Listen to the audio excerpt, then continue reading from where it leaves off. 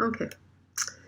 So welcome everybody. This is my second Q&A. We're going to try and do these once a month on the first Saturday of every month. So thank you for showing up.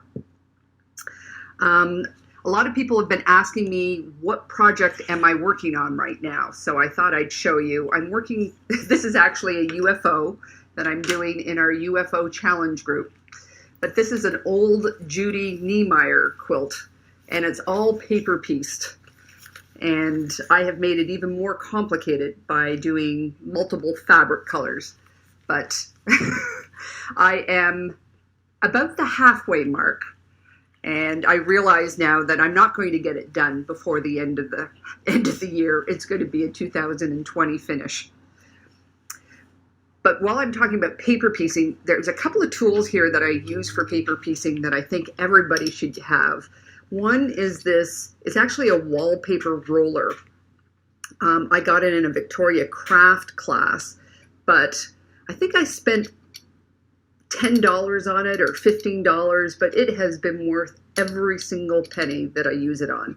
Not only do I use it to crease the seams as I fold it over so I don't have to go to the iron every time in my paper piecing, but I'll often use it in other projects where I'm trying to press down lots of seams where it's bulky, or just when I'm being too lazy to go to the iron. The other thing I use is this duck glue, and I will use that to paste down, like when you have a corner piece that seems to be flapping, or when I use to start it off. I'll just use a couple of dabs of this. And this glue is not permanent, so it will, when you pull off your papers, it will release and not leave a mark on the fabric.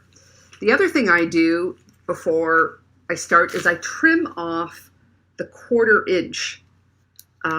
This way I can leave the papers on until the whole quilt is combined, and therefore the pieces are a lot stronger. When you pull them off, you may pull off, make a seam separate, or it just becomes a little bit wonky and can distort. So I always take off that 1/4 inch on the paper, so I'm never sewing through the paper when I'm sewing the pieces together. And I will just use a 1/4 inch ruler to do that. On the curves, it's not tricky. You just sort of go slowly and you just turn it as you're going. It's not very tricky. May seem daunting when you start, but once you get going, it's not difficult at all. The other question that I was asked was, what's in my mug? I drink a variety of different teas, but today I have what's called Kenyan Tinneret. It comes from the Tinneret plantation in Kenya, and it's just a black tea. But I often have different teas. I buy my teas from David's Tea. I don't know whether you have it in the US, but it's a Canadian company. And I start my morning with a lemon cayenne, and I end my day with a thing called Mother's Little Helper. And I find I drink that one to help me go to sleep. It has some valerian root in it. Do we have any new questions? No questions yet. Okay, so I will go with ones that I have ready to go. Last week I did a video on batting scraps, and this is a really good way to use up some of those pieces of scraps. So I'll make a sandwich. Do I have a clear one here? Sorry. I'll just prepare a sandwich. So this is just an old piece of fabric I don't particularly love, and the front is a light value and a dark value. And I just put it together with any kind of batting. But what you get to do is you get to experiment with your sewing machine. The new sewing machines and the older sewing machines come with a variety of stitches, and you need to take them for a test drive. Because you have all sorts of different threads, and you have all sorts of different stitches and stitch lengths and tensions and things like that. And it gives you an opportunity to play with your tension. I learned this technique in a thread bar workshop by Anita Bowens, I believe is how you pronounce her name. And she just, the release or the freedom to play with your tension on your machine. We're all so frightened of playing with our tension. But suddenly, with all this experimentation, you know how to use your machine better. And therefore, you can get better results. So here I am playing with some neon thread. Here I am playing with some variegated threads. And you actually take a Sharpie, a thin Sharpie, and just mark on the fabric what you did, what type of thread it was, what stitch length it was, whether you did plus tension or negative tension, and you can keep them. You don't have to keep them, but you can keep them to refer to. When some days you're just looking for inspiration, you remember, oh, I have that little stitch I can do something with. You can also practice free motion quilting with them. We all expect to be perfect quilters all the time, and we forget that we can play. We can just play with no purpose. We don't have to make a mug rug. We don't have to make a quilt. We can just play. And you can keep a library of these patterns. And some of them don't look particularly nice. You know, sometimes you're making mistakes, and then you are free to throw them out. But when you do something nice that you do like, you keep this in your file. So when you go to quilt your next quilt, and you're thinking, oh my God, what do I do? I've suddenly forgotten everything. You can go back and see some of the great stuff that you've done. And some of these are just play at home. It's fun to go back. This is from my very first free motion quilting class. And you can see I was not so great. I've improved so much. Sometimes it's good just to look at some improvements that you've done. And then I've got some here that I've used in classes, all sorts of wonderful different techniques that somehow you forget when you leave the class. So it's always good to have these reference points. You're asking if you can move your cup slightly over so they can see. Oh, I apologize. Passive advertising there. Yes, so sorry. Here, just some of the things that you can do. And it's not that these are particularly wonderful. It's that when you see stuff that you've done, it triggers other things that you can do and other memories that you've done. So always keep some of them on hand. They don't need to be solid. This is a piece that I forget where this came, but as you can see, this is just all sorts of pieces of. This is just all sorts of pieces of batting. It's not one great big piece, so it's a great way to use up your scraps. Have fun, improve, and impress yourself sometimes. So we have a question. What's your favorite method of QAG? QAG. Sorry, quilt. It's from Becky Price. What does QAG mean? Quilt as you go. I'm going to do a video on quilt as you go. There's so many different patterns and approaches to it. I do it very scrappy. And my favorite one is just using a bias tape. Do I have it here? Sorry.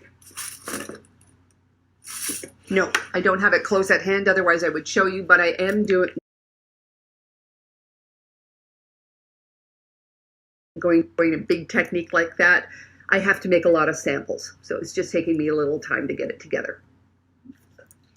Quick question. How can I become a quilter? From where I can get the patterns to sell the quilt that I just made? Okay, so how can you publish a pattern? Well, there are a number of different avenues you can go. You can try and, first of all, you've got to have a good copy. You've got to be able to make a good copy of it if you're actually intending to sell it. You can get away with a lot less quality in your pattern, in your description, and your sub-drawings if it's free. But if you're going to publish it, you've got to have some top-notch graphics. But you can approach a magazine with your pattern. You can go the self-publishing route. There's many people that publish a pattern and then do a quilt along online to help push their sales. Some people align themselves with a designer for their patterns. Fabric designers are always looking for people to use their fabrics in different ways. So that's a pretty big subject. I hope I've given you a couple of ideas here, but if you want to know more information, you can also contact another pattern designer directly and just ask them about their route. But yeah, I don't think I have much more to offer on that one. I am not a published, I have never published a pattern for money, for profit. So I think another person might be able to answer that question a little bit better. So another one says, I am late to the party and can't stay. Will this be posted to watch later? Yes, I'm going to post this on YouTube. It may take me 24 to 48 hours to get it together, but I will post it on YouTube. Do you ever make a quilt out of orphan or not blocks that are different sizes and or dimensions? Yes, that's actually quite easy to do. All you need to do is just have some strips along the sides or smaller blocks so that you can square them up together. The most important thing about a quilt is that it lies flat. So when you quilt it, there's no puckers or gathers or things like that. So just take a sheet of paper. Actually, I'll do it right here. See if I can show it to you. So you have your quilt, and let's say you've got one block this size, and then you've got another block this size, and then you've got a couple of smaller ones. So if these ones right here, these two here are not the same size as that one, you just add a strip in between. And if this is not the same size as that one, you just add a strip in between. And then you add a strip in between. And those strips can be made up of scraps. They don't need to be all one size.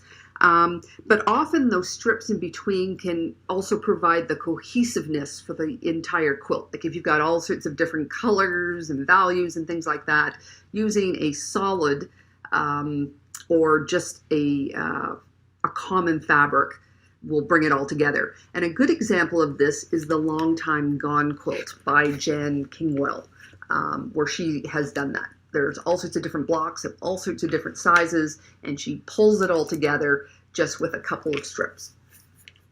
Awesome. So another one is, I so appreciate your videos. Do you have any tricks to keeping your space dusted? I find my quilting room gets really busy. It does, and I don't think you can really avoid that because cotton, there's just so many fibers that are coming off your cotton. I just again, a batting scrap. I just keep it wiping it down all the time. I do a good clean probably once a week. I find as the week progresses and I'm doing things on my checklist and I'm gathering things from here and there, my room gets messier and messier. So I usually have Saturday morning or Sunday morning as just a cleanup day. I put things away and I do the dusting. But I'll be honest, last week I was working with batting and it produces even more more fiber than normal, and I must have wiped down the floor 2 or 3 times. Could you talk about how to make machine adjustments for different types of thread? One of the most important things with thread is that you have the right needle. You want to have the right size needle for the right thread, and that will often solve a lot of problems.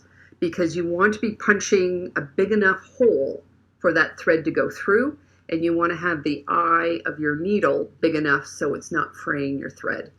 So different manufacturers actually have a chart. I'll see if I can look one up, and I'll post it in the notes when I post this to YouTube. But that's the biggest change. There should only be minor adjustments that you need if you're going up and down in thread size or different thread type. Most machines are made so that they can make those slight adjustments. So what would be different? You probably have to make some bigger adjustments if you're using 12 weight. That's really big and chunky. You might struggle with that one. It may fray. The metallics are a little bit tricky, but again, that's more about the thread and not about your machine. You need to make sure that the thread is coming off the spool properly. Just got to reach over here and grab one. So as you pull off your thread, you want to be sure that it's not twisting. If I pulled it off this way, you see I'm getting a twist in my thread, but if I pull it off this way, it's not. And again, there's lots of videos online on how to do that with thread. But I could not give you any specific adjustments for your machine because I don't know what your machine is, and different machines' adjustments are different. Sorry, I hope that helps. No more questions. No more questions. Okay, how do I organize my fabrics? I'll probably do another episode on how to do that in a big way, but in general, this is how I do it. Everybody buys their fabric differently. Some people, you might buy them in half yards or full yards or 5 yards. I am a fat quarter buyer. So the majority of my fabric is in these scrapbooking containers. If you remember my color series, I had a handout with all these wedges in it. And I've printed them out at each box. So I have 12 boxes. I have one of these in each one of them. And this is just because I'm really familiar with what these colors look like. But when we get into these desaturated colors, sometimes I'm not always so clear. And that's how I organize them. I keep my saturated colors on this side and I keep my tints, my shades, and my hues on this side, and I will put the tints on this side. It's not an exact science. There was probably twice a year when I go through and do a massive change, but in general, this is the way it works. And I keep this in the box. Now, some colors are going to be iffy. You know, you look at a color like this, and should it be in the green, or should it be in the purple, or should it be in the red? I just go with, I stand back from it, and I look at what color hits me the strongest. But there's some days when I go in and go, why did I put in this one? This one should be in the blue one. Here's another one that maybe a little bit, you're not sure. But it doesn't matter whether it's in the blue one. It doesn't matter whether it's in the pink one. You just go with what you think. And now I do have some fabric on the bolt, and I do have some half-yard cuts, and I keep them in a different spot. But in general, this is where I shop from. I've made a promise to myself that I'm not buying any more containers. I think I'm at 20. So not only do I have the 12, I have 2 that are filled with Tula Pink. I have 2 that are filled with some special fat quarter collections. I have 1 of solids, and I have 1 of black and whites. But that is my challenge now. No more buying of these containers. I can only shop from here, and then I can replace it. Do you have any advice on using invisible thread other than don't go there? The monofilament really definitely has a spot. I've used it many times. The biggest trick with monofilament is it's stretchy, and two, you want to be what I was talking about before about the thread unwinding. You want to make sure that it's coming off straight, because if it's twisting, it doesn't have any give in it. Like once it twists, then it'll begin to snap on you. So you want to make sure it's coming off your machine properly and going through. I also find that when I stop, there's a sort of a spring back on it. And then the thread gets wound underneath, and then that becomes a knot, and then it'll break. So I'm always aware when I stop to make sure that it's still wound properly on the post. But there's many good applications for it. How much time do you each day do you spend quilting? Not enough. Not enough. The funny thing is, being on YouTube takes up a lot of my. I'm on a YouTube channel about quilting, but being on YouTube takes up time in making making the videos and that. But I find if my mood is going down, I want to get on the sewing machine, because sewing will always make me happier. But on the weekends, I probably am sewing maybe 4 hours if I'm lucky. There is a point when my back will give out too. You need to get up and move around, or my family. I realize I haven't talked to my family for half a day. So during the week, I may sew an hour if I'm lucky. And then on the weekend, I probably sew 4 hours both days. But the real key for me is that I'm organized, so that I have a project ready when I sit down. It's not going into my room and going, oh, what am I going to do now? I like to be able to sit down right away, know exactly what I'm supposed to be working on. And so I may not be quilting some days, but some days I'm getting ready to quilt. I'm getting things cut, or I'm choosing fabrics, and I'm getting them all organized, so when I do have the time, I can just go.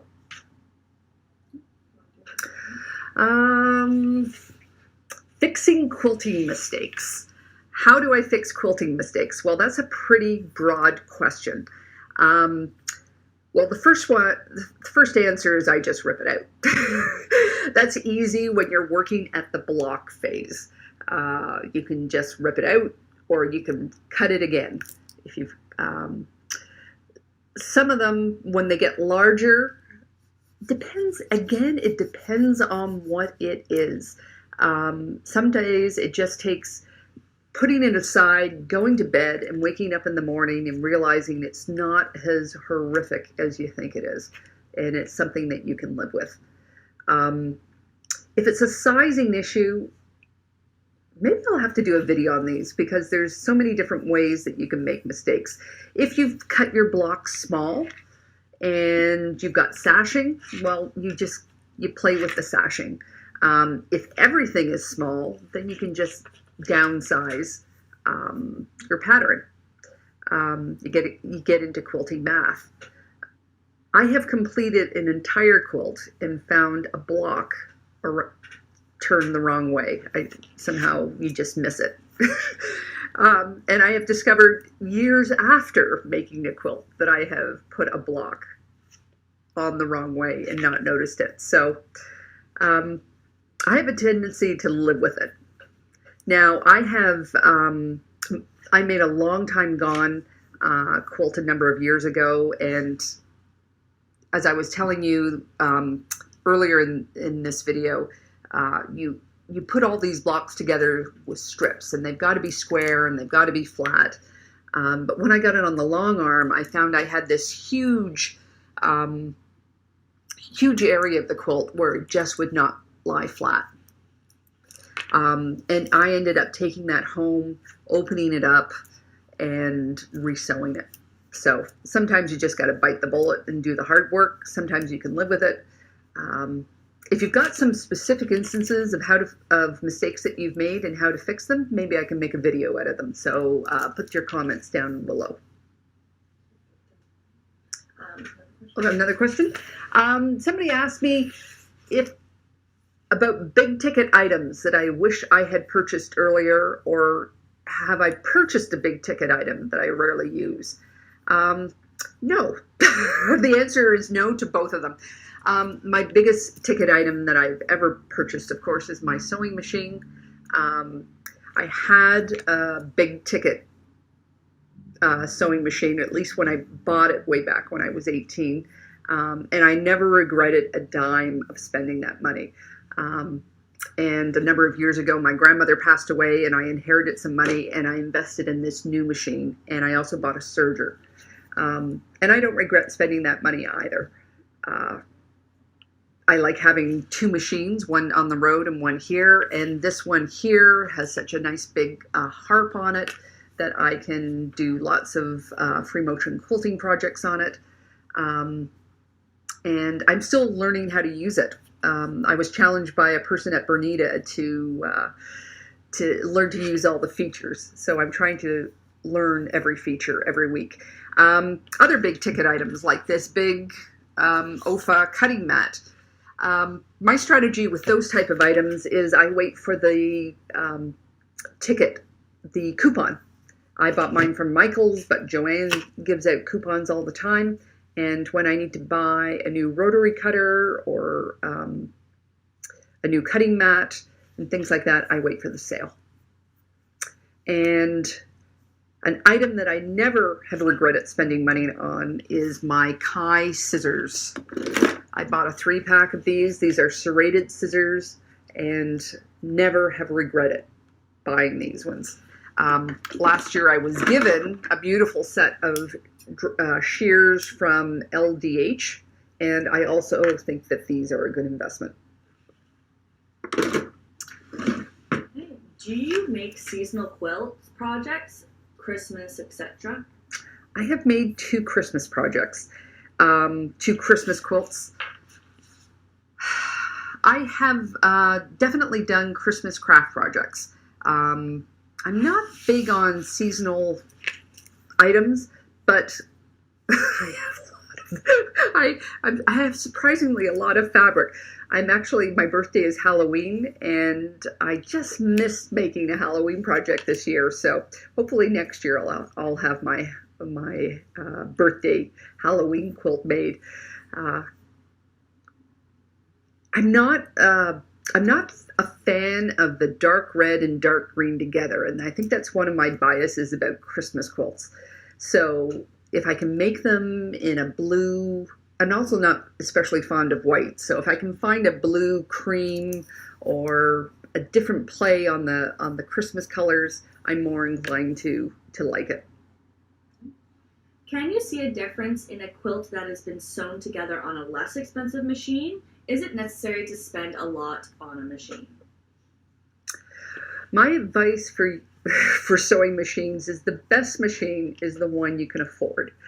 And yes, you can get absolutely excellent results on I think a lot of people would be very hard pressed to find the difference between an expensive machine and a cheaper machine. It's just not what people are looking for.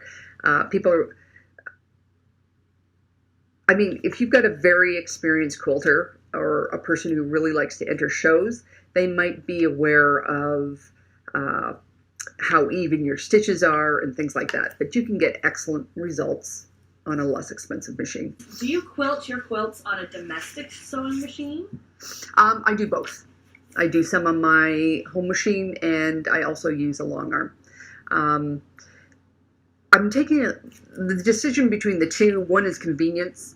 The longarm machine that I rent is downtown, and it's what I'm doing in the patterns. Some patterns are not suitable for longarms; they're just too big. Like the scope and the curve of it might be too big, at least for my skill level. And some things can be done so fast and easy on a longarm. So it's just I take a look at what I'm doing on the quilt. If I'm just doing straight line quilting, I'm doing that at home. Yeah. I have another question I want to answer here. Have I chosen my colors for the Sugaridoo quilt along? No, not yet. But when I have, you'll know. What did I design my HST quilt, my half square triangle quilt? The one that's often behind me, the red one. I did a video on it earlier in the year about using up your stash. I use an app called Pre-Quilt, and I'm actually doing a video on Pre-Quilt. If it's not this next one, it's going to be the one after that. It's actually going to be a Pre-Quilt challenge. So if you haven't gone to prequilt.com recently, go there. They've got lots of new features, and I'm excited to show them to you. Sorry. How do you recommend testing that you are being precise in your 1/4 inch sewing? Cut 2 pieces. I like to use 2.5 inch squares, mainly because I have them. And I will sew my 1/4 inch, flip them over, and measure. That's the way I like to do it. It also depends on the project. If I am just doing something fast and easy, I may just use a scant 1/4 inch. And if you don't know what a scant 1/4 inch seam is, it's just moving your needle to the 2 needle stops in from the 1/4 inch mark. Another question or two, and then... Okay. Do I have a favorite designer? No, I don't have a favorite designer. I will remember where I bought fabrics, but I don't necessarily remember the designer of the fabrics. I do like Tula Pink. I like the brightness of her colors. I like Kathy Doherty. I'm going to pronounce the name wrong. She's an American living in Australia. Material Obsession, I believe, is her store. I think I love Tim Holtz. Tim Holtz, yes. And just because of his antique vintage type of look, they appeal to me. But other than that, I like everyone. Am I a member of a traditional guild or a modern guild? Currently, I am the president of the Toronto Modern Guild. Next month is my last month. I have been a member of a traditional guild. And what kind of quilter do I consider myself? I consider myself a modern quilter, and it's not so much the style of quilts I make, it's my approach to the quilts. I'm usually starting with a design and trying to figure out how to make it, as opposed to starting off with a pattern and figuring out using my technique to make it. So, and I still find I'm still discovering my aesthetic. It's a journey, and I figure I've got at least 5 more years of playing around before I find where I lie. Do I do workshops on color theory? Not yet. Next year, I hope to have some on the go. Where does my sewing table come from? So many people talk about this sewing table. This is a wonderful table. It folds up really nice and neat, and I can put away. I bought this probably 15 years ago, and the label on it is Sylvia Designs. Sylvia Designs, and they were out of Alberta. I don't know whether they're still around or not, but it's great. It's made for my other machine, and it can pop down, and everything just becomes really nice, neat, and small, and it can be tucked away in a corner. Or it can be nice and open like this with lots of room for cutting on it. Really like it. Do another question, or I have one here. Okay. How do you baste your quilt? How do I baste? I spray baste my quilt. Basting a quilt is a frustrating step in making it because we're just trying to make it so flat so there's no wrinkles. It's so much easier this is another reason why it's easier to long arm sometimes, because it's very easy to get your quilt nice and flat. But when you're free motion quilting it, it's more of a challenge. So I spray baste it. I start on a wall if it's small, and just keep smoothing that out.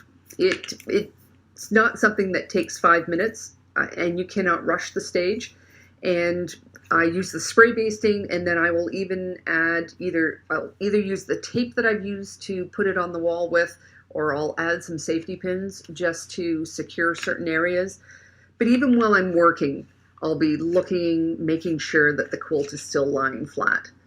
I've heard of people that take their quilts to longarmers and they will just do some nice loose basting across the quilt. That's one option. You can do it with pins. I have never been very successful doing it with pins. I know that there's others. But one tip I got in a quilt, a workshop that I just took with Jackie Gehring, and she told me that after I baste it, go over it with an iron, because the iron will help the layers stick together. And I'm going to start using that technique, and I think it will help a lot. Final question, if that's okay with you. Is that an idea book in front of you? An idea. This is a bullet journal. So this is my life in my... I use both my computer and my bullet journal to keep myself organized. There's a lot of people that keep lots and every single note inside their bullet journal. I use it to keep track of my crafts. I use it once a week. I sit down and I take a look at my week and see how everything's going to fit in. I decide on my goals for the week in the various facets of my life. I am a mother. I own a house. I own a business. I have family. I'm a quilter. I have a quilting business. And I'm also sit on the board of the Modern Quilt Guild, so the Toronto Modern Guild. So there's things for me to do every week.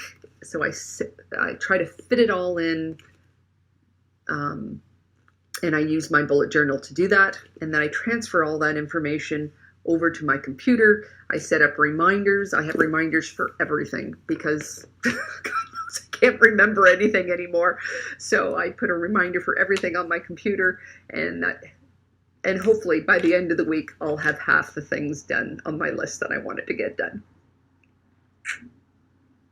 Okay. Thank you all. I cannot believe that time went this fast. I just wanted to give you a heads up on what I'm working on and videos that are to come. Definitely there is a pre-quilt challenge. It's either going to be next week or the week after that. And combined with that, there will be a video on how to make the perfect half square triangle. This is going to be a regular thing. We are going to be doing a Q&A the first Saturday of every month. So look for us the first Saturday in December. Coming